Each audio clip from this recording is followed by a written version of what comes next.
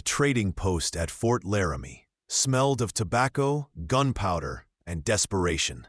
Catherine Miller's fingers trembled as she removed her wedding band, the last thing connecting her to James, buried 3 weeks ago beside their burned homestead. The gold caught afternoon light, streaming through grimy windows, a small circle that had once meant forever. "What'll you take for it?" Her voice cracked.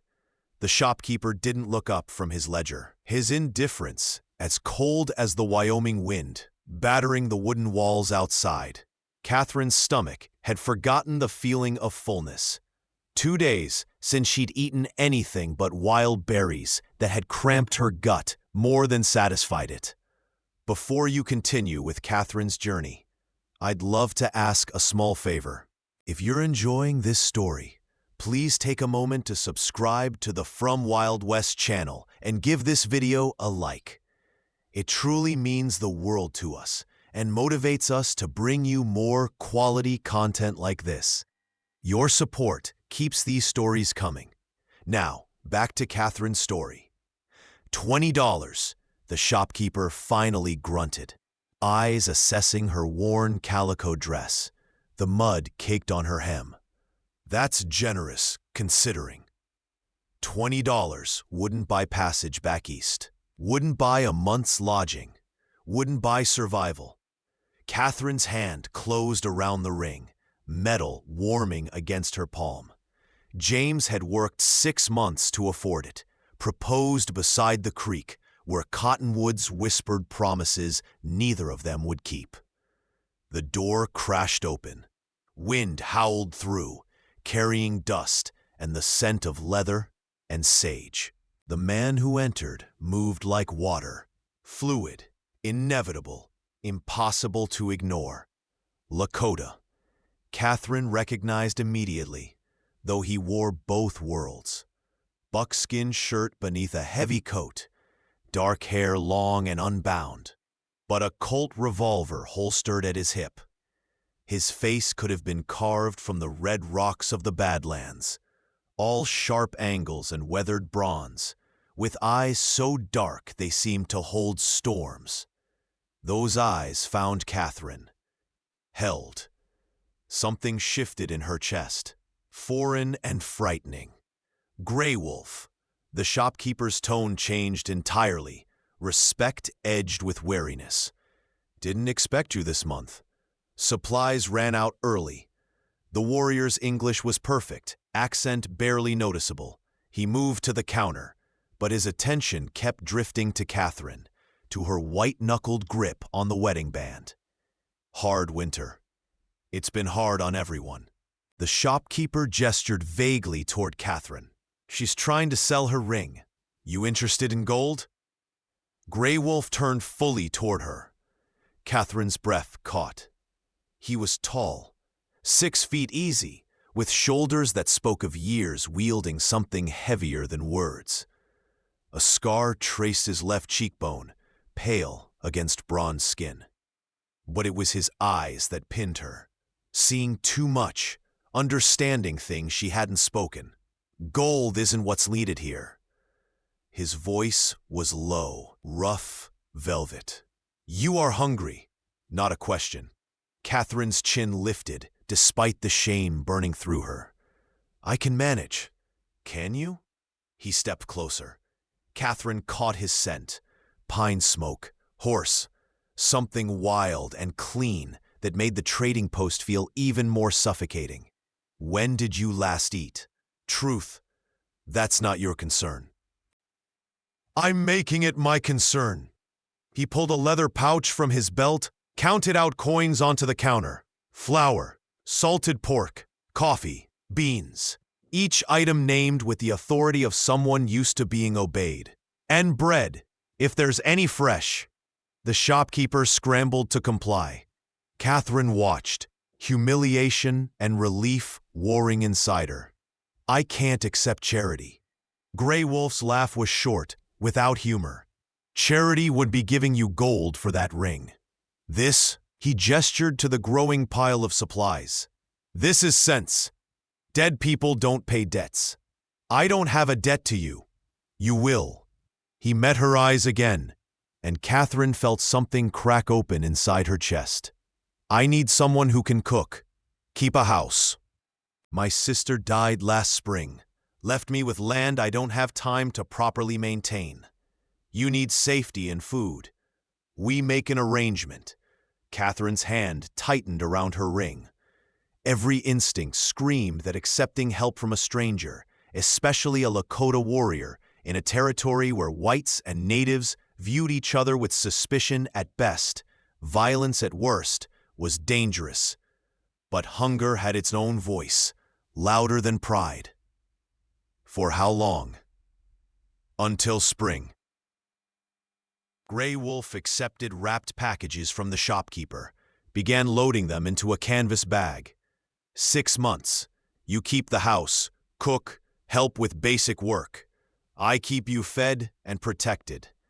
Come spring, if you want to leave, I'll give you enough money to go wherever you choose. And if I refuse? His eyes swept over her again, not with lust, but with the clinical assessment of someone who'd seen death enough to recognize its approach. Then I finish my business here and leave you to your ring and your pride. But we both know how that story ends. The truth of it settled in Catherine's bones. She was 24 years old, widowed, alone in a territory that ate the weak. Winter was coming. The ring would buy her a few weeks, maybe a month. Then what? Where is this land? 2 hours ride north. Good cabin, solid roof. Near enough to the fort for safety, far enough for privacy. He shouldered the supply bag. I leave in 10 minutes, with or without you. Catherine looked at the wedding band one more time. I'm sorry, James, she thought. But I choose living. I'll come. Grey Wolf nodded once, as if he'd never doubted her answer. He turned to the shopkeeper. Put the lady's ring away. She might want it later. Outside, the wind had teeth. Grey Wolf led her to 2 horses, a paint stallion that stamped impatiently, and a smaller chestnut mare with kind eyes. He helped Catherine mount with hands that were gentle but impersonal, then swung onto his own horse with a warrior's easy grace.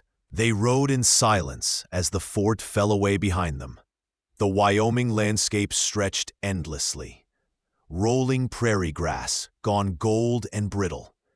Distant mountains bruising the horizon. Catherine had lived here for 2 years, but always within the protective circle of homestead, of husband, of the illusion of civilization. Now, riding beside this stranger into wilderness, she felt the land's true scale for the first time. You're afraid.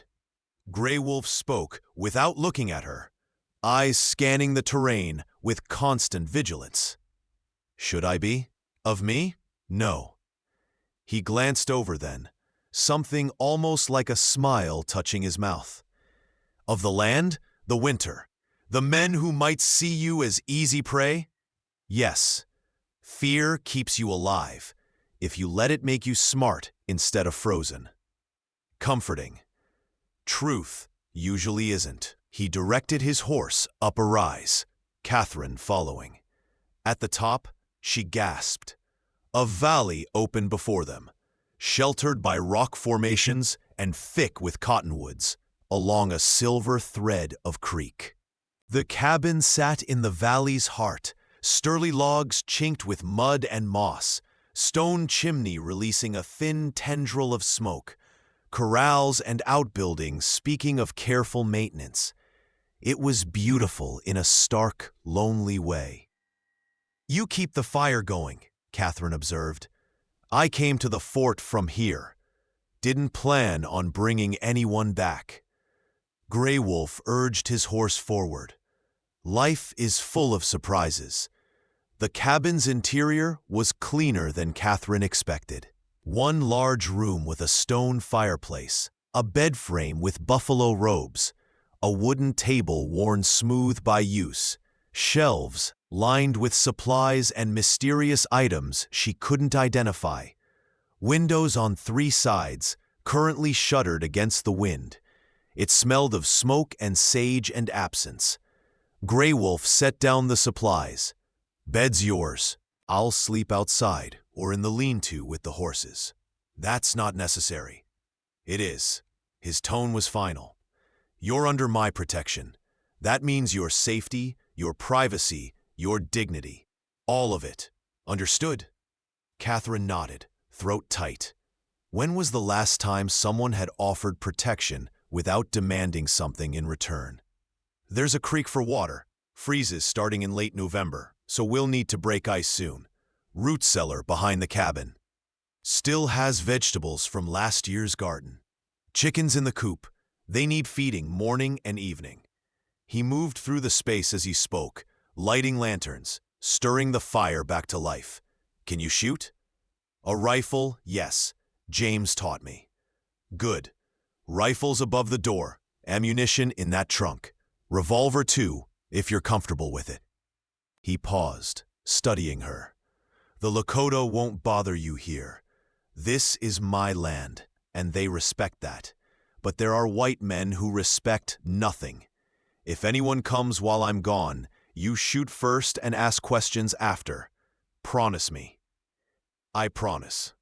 Catherine removed her threadbare coat, hung it on a peg by the door. "Where will you be?" "Hunting, checking trap lines, trading with my people." Grey Wolf moved to the door. "I'll teach you what you need to know. How to track, how to survive if something happens to me. You won't be helpless here." "Why?" The question escaped before Catherine could stop it. "Why help me?" He was silent for a long moment, hand on the doorframe, firelight painting half his face in gold. When he spoke, his voice was rough with something Catherine couldn't name. "Because I know what it is to have everything taken. Home, family, future. I know what it costs to keep living afterward." His dark eyes found hers. "And I see a woman worth saving." Then he was gone, door closing softly behind him, leaving Catherine alone with the fire's crackle and the strange, terrifying flutter of hope in her chest. That night, lying in a bed that smelled of sage and safety, Catherine cried for the first time since James died. Not from grief this time, but from the shocking relief of not being alone. Outside, Grey Wolf stood watch, listening to her tears, and remembered his own. The days found their rhythm, like water finding stone. Catherine woke before dawn to feed the chickens, their indignant clucking a strange comfort. She learned to break ice on the creek without soaking herself, to bake bread in the Dutch oven buried in fireplace coals, to stretch supplies with the efficiency of long poverty. Grey Wolf kept his distance, but taught with patience she hadn't expected. How to recognize animal tracks in the dirt, which plants were edible, which would kill. How to clean a rifle properly, load it fast, aim true. "Squeeze, don't pull," he murmured, standing behind her as she aimed at a target he'd set up, a piece of wood marked with charcoal. His hand touched her shoulder, adjusting her stance, and Catherine felt heat that had nothing to do with exertion. "Breathe out slow, then fire." The rifle kicked against her shoulder. The target shattered. "Good." Was that approval in his voice? Catherine glanced back, found him smiling. A real smile this time, transforming his severe face into something beautiful and dangerous. Again. She practiced until her shoulder ached, until she could hit the target 3 times out of 5. Grey Wolf watched with those stern dark eyes, and Catherine found herself wanting to please him in ways that terrified her. 2 weeks passed. The weather turned colder. Grey Wolf brought a deer back one evening, taught Catherine how to butcher it properly, to waste nothing. They worked side by side in the lean-to, their breath fogging in cold air. "Your husband," Grey Wolf said suddenly. "How did he die?" Catherine's knife paused in its work. "Raiders. They came at night, wanted our horses. James fought them." Her voice was steady, but her hands shook. "They burned the homestead, left me because they thought I'd die anyway. I'm sorry." Simple words, but weighted with understanding. "Are you?" Catherine looked at him. "You're Lakota. Your people have reason to hate whites." "My people have reason to hate many things."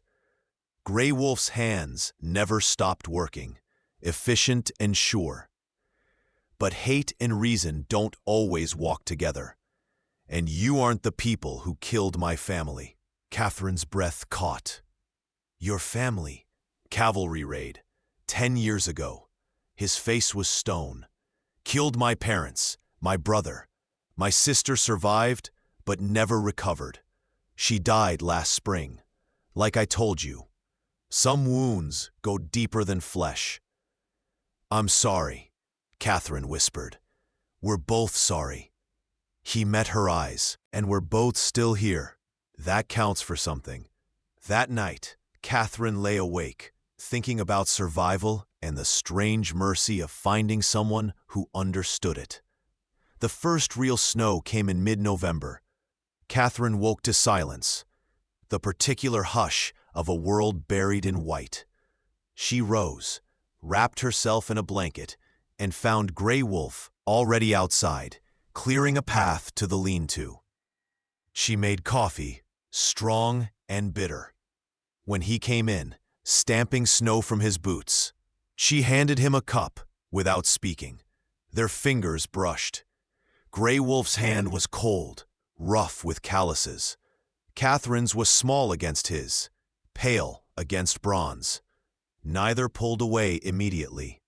"Thank you," Grey Wolf said quietly. They stood there, the cabin warm around them, winter howling outside, and something shifted. Catherine felt it in her chest, a door opening she'd thought sealed forever. "Teach me to ride better," she said suddenly. "Really ride, not just sit on a horse. I want to be able to run if I need to." Grey Wolf studied her. "That's wise. We'll start tomorrow, if the weather clears." He kept his word. The next afternoon, under a sky scoured clean and blue, he taught Catherine to ride like the Lakota, to move with the horse, not against it, to communicate through pressure and balance rather than just reins. She fell twice, landed hard in snow-crusted prairie grass. Each time, Grey Wolf was there, pulling her up with strong hands, his face serious, but his eyes holding something warmer. "Again," he said. Catherine climbed back on, tried again, fell again, again. On the 7th try, something clicked. Catherine felt it, the moment when she and the horse became one movement, one intention. She rode across the meadow, wind in her face, and for the first time since James died, she felt alive rather than just surviving. When she finally stopped, breathless and exhilarated, Grey Wolf was smiling. Not just approval this time, something deeper, more personal. "You're a fast learner," he said. "I have a good teacher." The words hung between them. Catherine's heart hammered. Grey Wolf stepped closer, reached up to brush snow from her hair. His hand lingered, warm against her cold cheek. "Catherine." A rifle shot cracked across the valley. Grey Wolf, "Get down." 3 riders emerged from the trees. White men, rough-looking, with the dangerous air of those who lived by taking. Catherine recognized the type immediately. Drifters, outlaws, men who saw women as property. "Well, well," the lead rider called. His smile was a knife. "Indian and his pet white woman. Ain't that sweet?" Grey Wolf stood between Catherine and the riders. His hand rested on his Colt, casual but ready. "You're on my land. Turn around." "Your land?" The rider laughed. "Indians don't own land. They just squat on it till white men need it." Catherine saw the violence coming before it arrived. Saw it in the shift of the riders' positions, in the way hands moved toward weapons. She grabbed the rifle Grey Wolf had insisted she always carry while riding. Her hands were steady. "Last chance," Grey Wolf said quietly. "Leave." The riders drew. So did Grey Wolf. The next seconds were thunder and smoke. Catherine saw Grey Wolf drop one man, then another.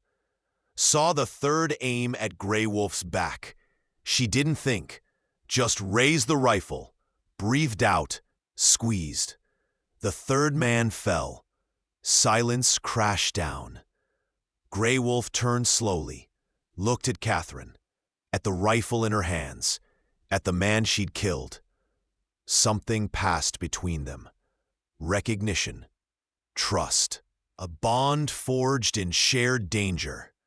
"Are you hit?" he asked. Catherine shook her head. Her ears rang. Her hands trembled. But she was alive. They were both alive. Grey Wolf checked the bodies quickly, efficiently. "We need to move them. Report this to the fort. These are wanted men. There might be a reward." He looked at her again. "You saved my life. You saved mine first." Catherine lowered the rifle. "I guess we're even." "No." Grey Wolf crossed to her, took the rifle gently from her shaking hands. "We're together. There's a difference." Catherine looked up at him. His face was inches from hers, his eyes fierce and tender and full of things she was afraid to name. "Together," she repeated. "Together," he confirmed. Then he kissed her. Gentle at first, questioning, giving her space to pull away. Catherine didn't pull away. She leaned in, one hand fisting in his coat, kissing him back with all the loneliness and need and terror and hope she'd been carrying. Grey Wolf's arms came around her, strong and sure, and Catherine felt safer than she had in a lifetime. When they finally broke apart, both breathing hard, Grey Wolf rested his forehead against hers. "This complicates things," he said. "I know. People won't understand. Your people, my people. I don't care." Catherine's voice was fierce. "Do you?" Grey Wolf pulled back enough to see her face. His hand cupped her cheek, thumb tracing her lower lip.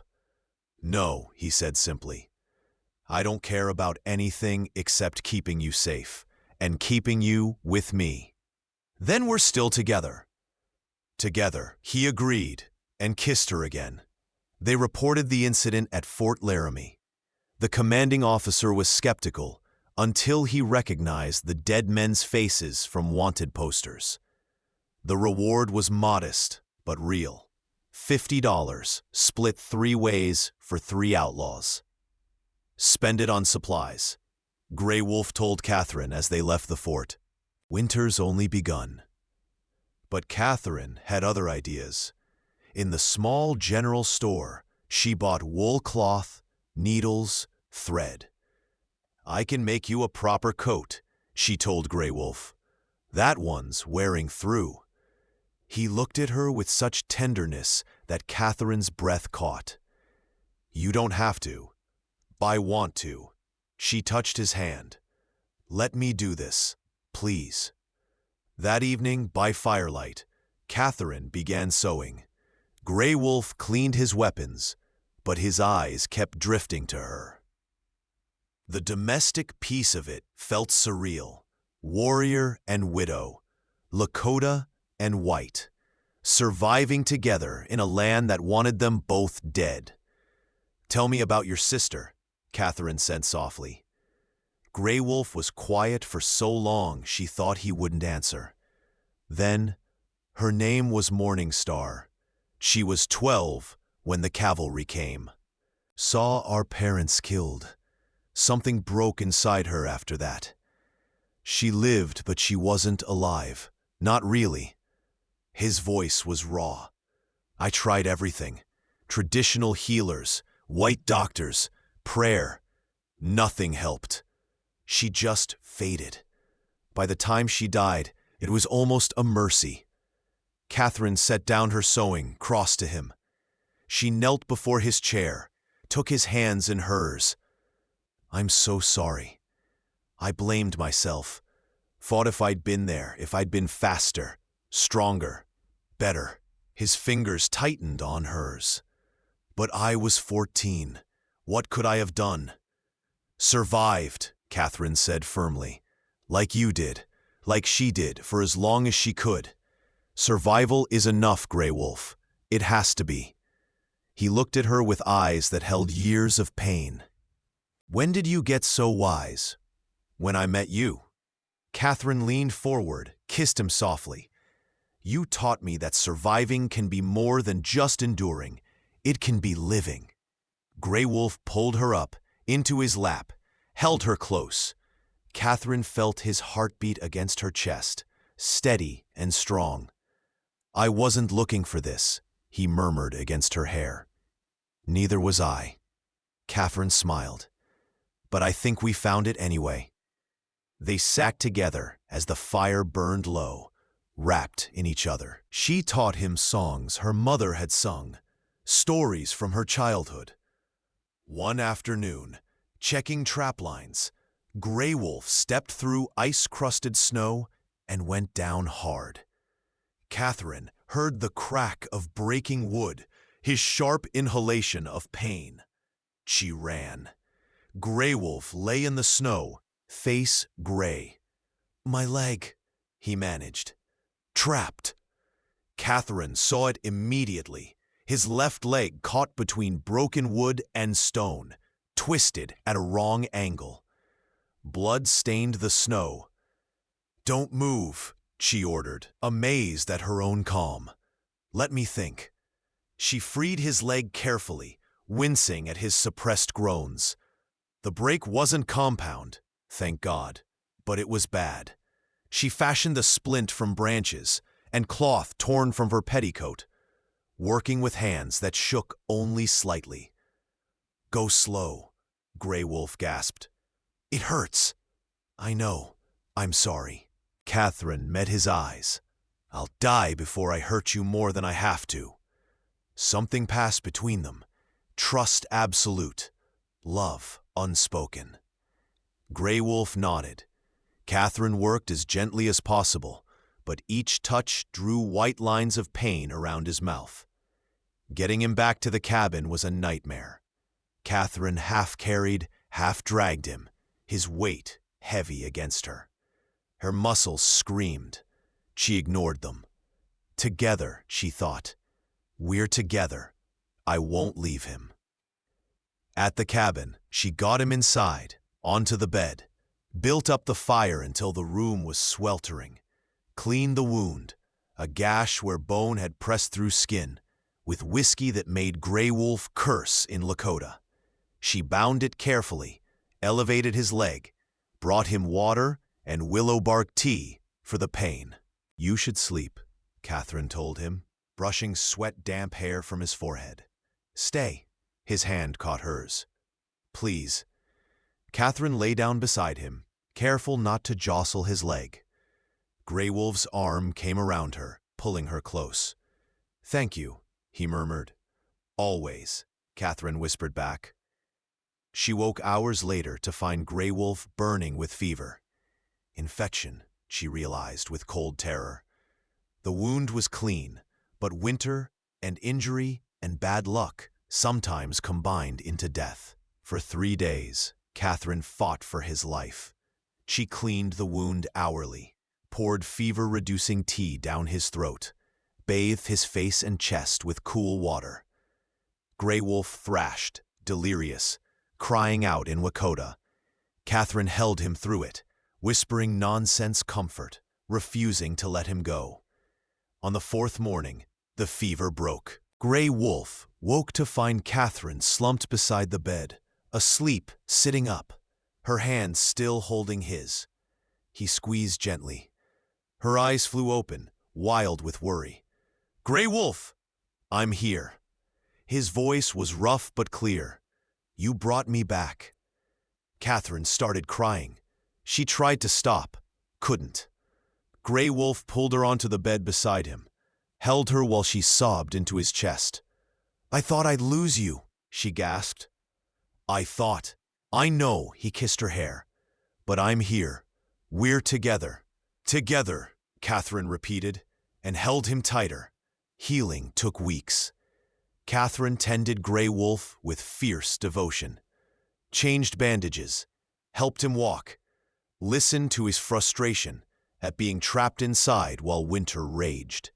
They talked for hours, about everything and nothing, about his childhood on the plains before the wars came, about her dreams of the West before reality carved them into something harder, more real.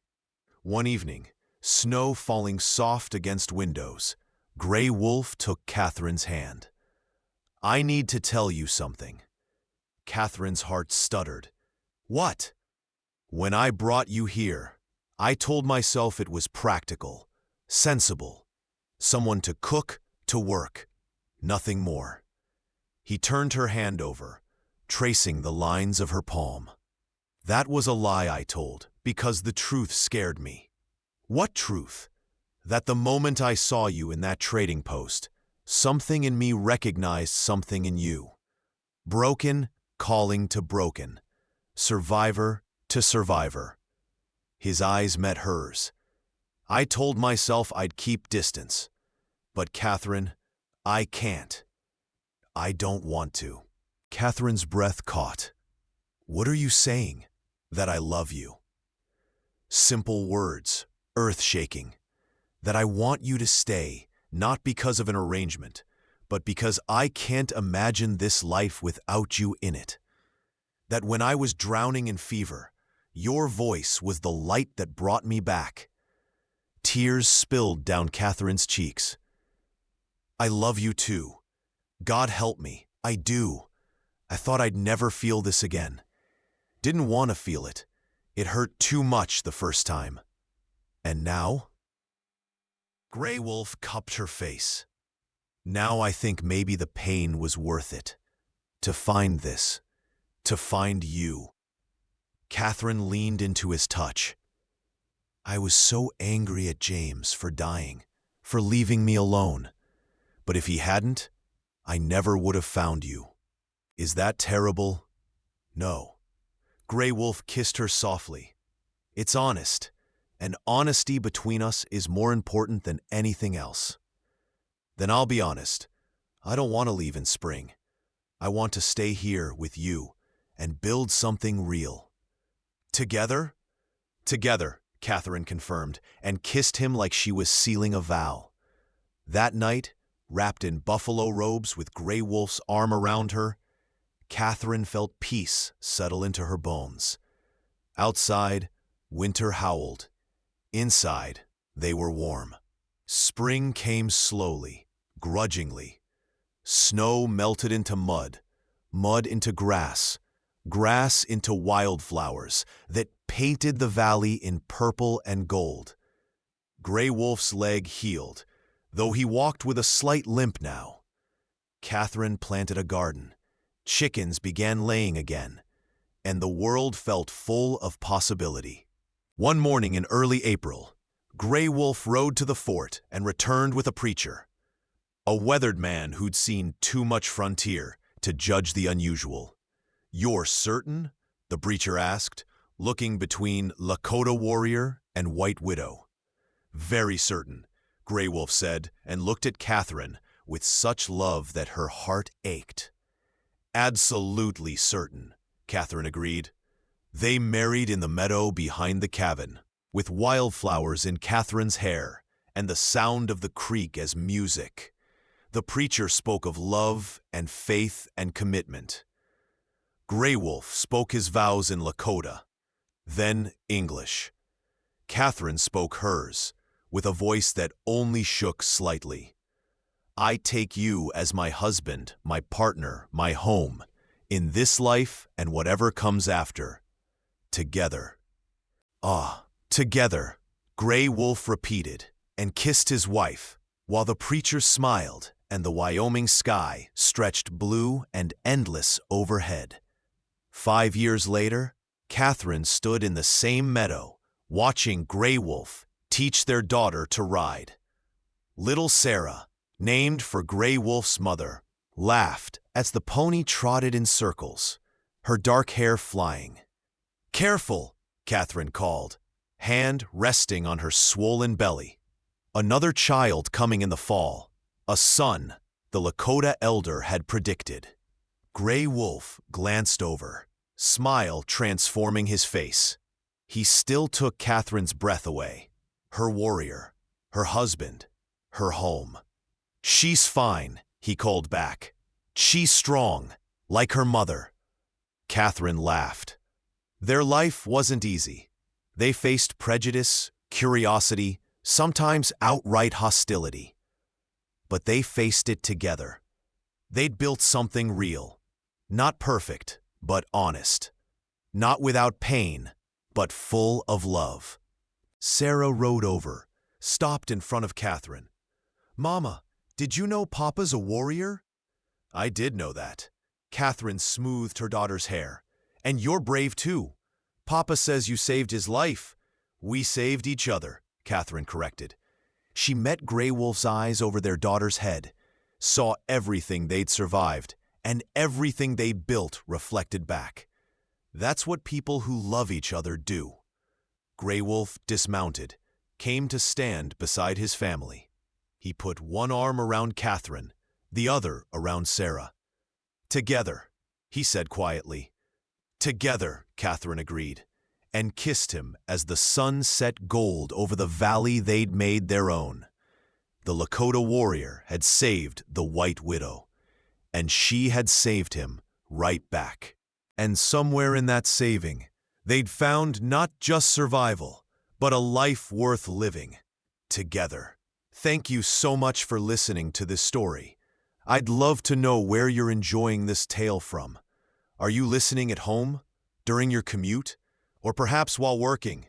Please subscribe to the From Wild West channel and share your thoughts in the comments below. What did you think of Catherine and Gray Wolf's journey? Your feedback means the world to us.